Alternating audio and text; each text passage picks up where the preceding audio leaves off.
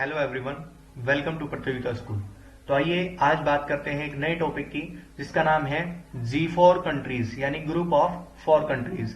इस ग्रुप के बारे में जानेंगे। उससे पहले जान लेते हैं कि इस वीडियो में हम क्या क्या डिस्कस करेंगे। पहली बात तो इंट्रोडक्शन ऑफ G4 कंट्रीज यानी G4 जो कंट्रीज हैं उनका इंट्रोडक्शन देखेंगे। उसके बाद देखेंगे इनका ऑब्जेक्टिव क्या है। उसके बाद इस ग्रुप के रिलेवेंसी में हम बात करेंगे कि यूएनएससी क्या है, यूएनएससी में रिफॉर्म्स की क्या बात कर रहे हैं ये कंट्रीज, इनका ऑपोजिशन कौन कर रहा है, ठीक है। और उसके बाद हम बात करेंगे क्या इंडिया की जो बिड है वो रिलेवेंट है परमानेंट सीट्स के लिए और क्या यूएनएससी में रिफॉर्म्स हो भी सकते हैं, ठीक है। इन सभी की हमें बात करेंगे। तो आइए एक बार लोकेशन देख लेते हैं। ये आपको पता है ये है हमारा भारत और इससे अगर ईस्ट में चले हम तो यहां अगर ये भारत है, भारत से अगर ईस्ट की तरफ आते हैं यहां आप देख सकते हैं ये है जापान और जापान जिसकी कैपिटल टोक्यो है। उसके बाद बात करें तो यहां से ये देख सकते हैं आप जर्मनी, ये जो देश है ये कौन सा है, जर्मनी। ये हिटलर वाला जर्मनी है जिसकी कैपिटल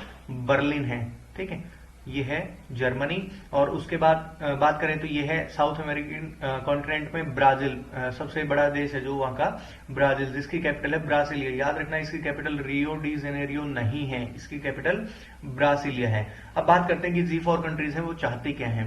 पहली बात तो यूनाइटेड नेशन सिक्योरिटी काउंसिल में रिफॉर्म्स। तो यूनाइटेड नेशन सिक्योरिटी काउंसिल क्या है एक बार इसे देख लेते हैं।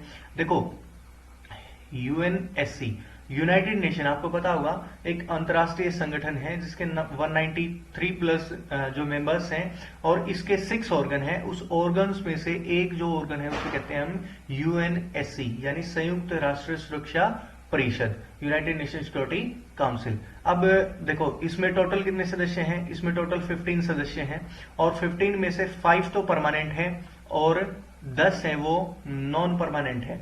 5 जो परमानेंट है वो कौन कौन से हैं। पहला इसमें आ जाएगा यूएसए जिसे हम यूनाइटेड स्टेट्स ऑफ अमेरिका कहते हैं। फिर आ जाएगा यूएसएसआर, सो कॉल्ड यूएसएसआर जिसे हम रसिया कहते हैं। उसके बाद इसमें आ जाएगा फ्रांस। उसके बाद अगला जो आ जाएगा चाइना। उसके बाद अगला जो होगा और लास्ट जो परमानेंट है वो हो जाएगा ब्रिटेन, ठीक है। अगर 10 परमानेंट की बात करें तो ये जो 10 परमानेंट है इनका जो कार्यकाल रहता है वो सिर्फ 2 साल का रहता है, इसलिए ये चेंज होते रहते हैं बार बार। इंडिया भी इसका सदस्य रहा है, जापान भी, जर्मनी भी और ब्राजील भी बार बार इसके सदस्य बन चुके हैं। चलिए आपसे एक क्वेश्चन पूछता हूं मैं कि यूनाइटेड नेशन सिक्योरिटी काउंसिल के जो नॉन परमानेंट मेंबर्स हैं उसमें इंडिया कितनी बार सिलेक्टेड हो चुका है, यानी कि इंडिया का कितनी बार चुनाव हो चुका है, कितनी बार यूएनएससी में सदस्य रहा है, ठीक है। बहुत आसान क्वेश्चन है, आप इसका आंसर आराम से कर सकते हैं। अब बात करते हैं कि ये कंट्रीज चाहती क्या है। देखो ये जो 5 परमानेंट सीट्स है ना, परमानेंट का क्या मतलब है। देखो इनको वीटो पावर मिली हुई है। वीटो पावर आपने जरूर सुना होगा ये शब्द कि चाइना ने वीटो कर दिया, यूएसए ने वीटो कर दिया, कि रशिया ने भारत के लिए वीटो कर दिया, या चाइना है जो मसूद अजहर जिसको हम आतंकी घोषित कर रहे थे अंतर्राष्ट्रीय, उसको बचाने के लिए चाइना बार बार वीटो करता था, हालांकि हम उसमें सफल रहे, ठीक है। तो इनको वीटो मिली हुई है। वीटो का क्या मतलब है, वीटो से ये मतलब है कि अगर कोई भी यूएनएससी में रिफॉर्म से या कोई भी रेजोल्यूशन आया ना, अगर उसको इनमें से किसी एक ने भी अपोज कर दिया तो वो पास नहीं होगा, यानी वो फेल्ड कर जाएगा, ठीक है। ये होता है वीटो का मतलब। वीटो का मतलब है कि चाहे कुछ हो जाए, अगर इनमें से एक ने मना कर दिया ना, सभी कंट्रीज मानने बैठे हैं लेकिन एक ने मना कर दिया इन 5 में से, तो वो काम नहीं होगा। ये होता है वीटो का मतलब। ये तानाशाही एक, ये आप याद रख सकते हैं। उसके बाद बात करते हैं कि क्या यूएनएसए में रिफॉर्म्स है वो रिफॉर्म्स क्यों होने चाहिए, ये कंट्रीज बात क्या करती है, इन कंट्रीज की डिमांड क्या है। तो पहली बात तो ये है कि ये कंट्री चाहती है कि enhance role and presence of developing countries and of major contributors. इसका मतलब ये है कि यूनाइटेड नेशन सिक्योरिटी काउंसिल में सिर्फ 5 को ही सीट्स क्यों मिली है परमानेंट, इन परमानेंट सीट्स को बढ़ाओ भी, ठीक है। आप एक बार ये मैप देखें, इस मैप पे आप यहां देख सकते हैं ये यूएसए, ये है यूएसए का ही पार्ट अलास्का, और ये ऊपर रसिया हो जाएगा, ये चीन हो जाएगा, ये फ्रांस और ये हो जाएगा ब्रिटेन।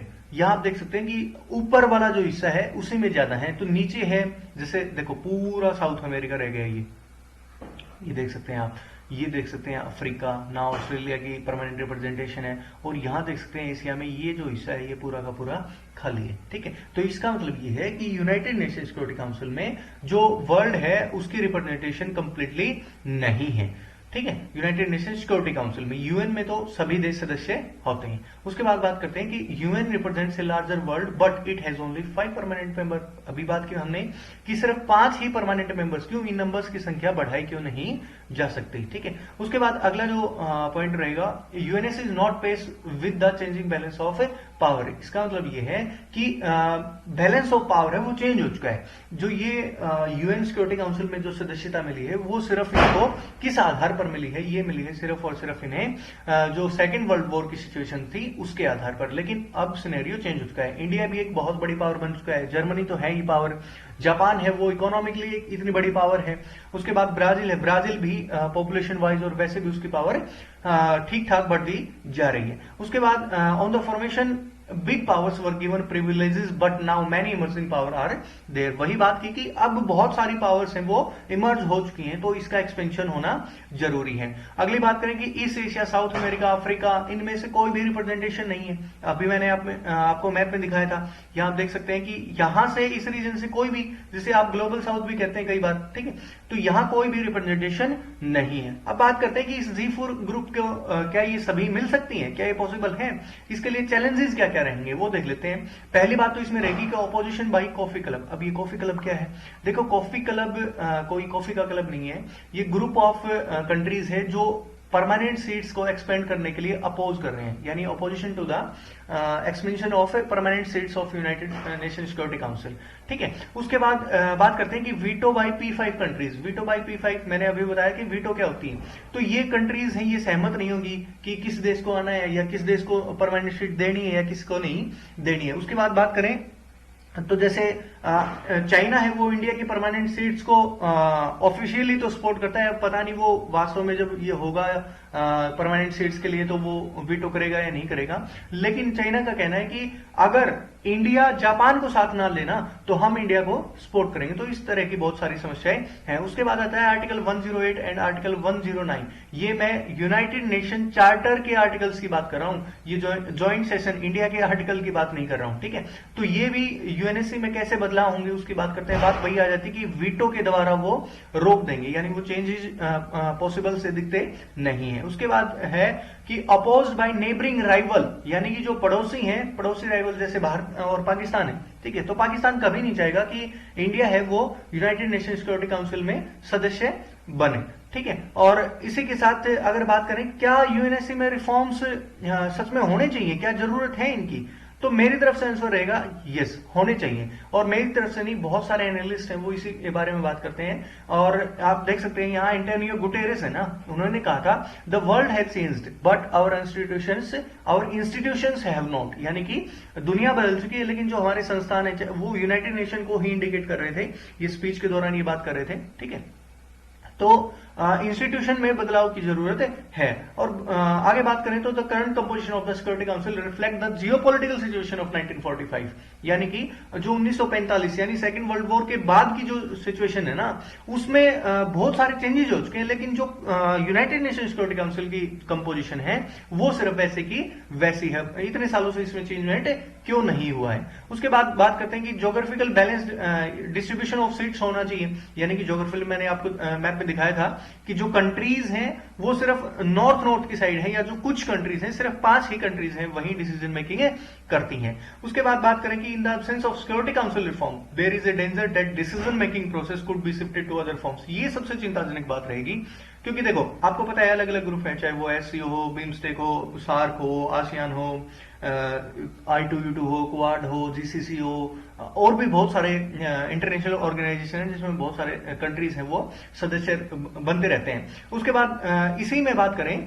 कि डिसीजन मेकिंग प्रोसेस है वो कैसे ट्रांसफर कैसे हो सकती है।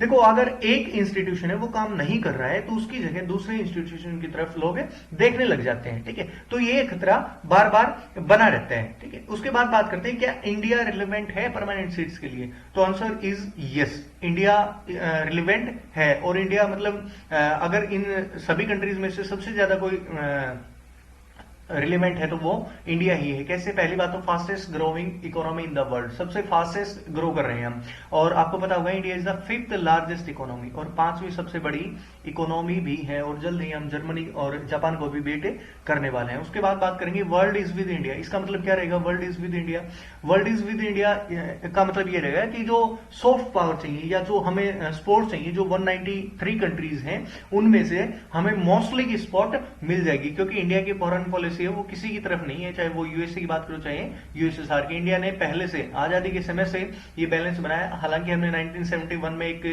ट्रीटी की थी यूएसएसआर के साथ, वो हमने हमारे हक में ही थी इसीलिए हमने की थी, और इंडिया ने आज भी वही बैलेंस बना रखा है। तो वर्ल्ड की जो सपोर्ट रहेगी वो भी इंडिया के साथ है। और एक न्यूक्लियर वेपन स्टेट, अब आप कहेंगे न्यूक्लियर वेपन स्टेट तो पाकिस्तान भी है, तो इंडिया ही क्यों? देखिए India responsible nuclear weapon state है। आपको पता होगा न्यूक्लियर वेपन रखना बड़ी बात नहीं है, उनको संभाल के रखना बड़ी बात होती है। तो इंडिया एक रिस्पॉन्सिबल कंट्री है और कहीं भी ऐसी बकवास स्टेटमेंट नहीं देता पाकिस्तान की तरह कि हमारे न्यूक्लियर वेपन हम चला देंगे, ये कर देंगे, वो कर देंगे, ऐसा कुछ भी नहीं होता है। उसके बाद बात करते हैं कि largest in terms of population. Population सबसे बड़ी है, मैंने आपको पहले ही बताया कि 1.42 बिलियन, ठीक है, 142 करोड़ हो चुके हैं हम। और उसके बाद लार्जेस्ट डेमोक्रेसी हम सबसे, आपको पता होगा कि यहाँ हर 5 साल में चुनाव होते हैं, चुनाव का दौर तो भारत में बना ही रहता है, एक त्योहार है, बार बार मनाते रहते हैं हम इसे, ठीक है। उसके बाद contributed to the UN peace keeping mission. अब ये क्या है? आपने सुना होगा कि ब्लू हेलमेट, देखो यूनाइटेड नेशन है ना, वो कोशिश करता है कि सभी जगह शांति बनी रहे, तो इसीलिए वो जो यूनाइटेड नेशंस के सदस्य हैं उनमें से कुछ जो सोल्जर्स हैं उनको अपने पास बुलाते हैं, तो कंट्री अपनी रिक्वेस्ट के आधार पर भेजते रहते हैं। तो इंडिया कई बार इसमें सबसे ज्यादा भेजने वाला होता है, और ये ब्लू हेलमेट सोल्जर्स कहते हैं, इन्हें हिंदी में शांति दूत भी कहते हैं। फिर बात करते हैं कि वॉइस ऑफ ग्लोबल साउथ, इसका मतलब क्या है? देखो आपने G20 में बार बार सुना होगा डॉक्टर एस जयशंकर साहब के मुंह से कि India is the voice of global south. इसका मतलब है क्या? ग्लोबल साउथ क्या है? देखो मैंने अभी जो मैप दिखाया था उसमें जो साउथ की कंट्रीज है ना, जो डेवलपिंग कंट्रीज हैं, जो डेवलप हो रही हैं, उन कंट्रीज के ग्रुप को मिलाकर कई बार हम कहते हैं ग्लोबल साउथ। लेकिन इसकी कोई मतलब स्पेसिफिक डेफिनेशन नहीं है, क्योंकि ऑस्ट्रेलिया भी है लेकिन ऑस्ट्रेलिया को हम उस पर काउंट नहीं करते, ठीक है। तो ये सभी चीजें हैं कि इंडिया को भी यूएन सिक्योरिटी काउंसिल में परमानेंट सीट से मिलनी चाहिए, ठीक है। तो ये था आज का वीडियो, और अंत में आपसे एक क्वेश्चन पूछता हूं मैं फिर से कि how many times India got elected as non permanent member of UNSC, यानी इंडिया यूएनएससी संयुक्त राष्ट्र सुरक्षा परिषद में कितनी बार अस्थायी सदस्य चुना गया है, ठीक है। तो ये आप कमेंट बॉक्स में जरूर बताएं, और अगर आपने चैनल को सब्सक्राइब नहीं किया है तो प्लीज सब्सक्राइब टू प्रतियोगिता स्कूल। Thank you.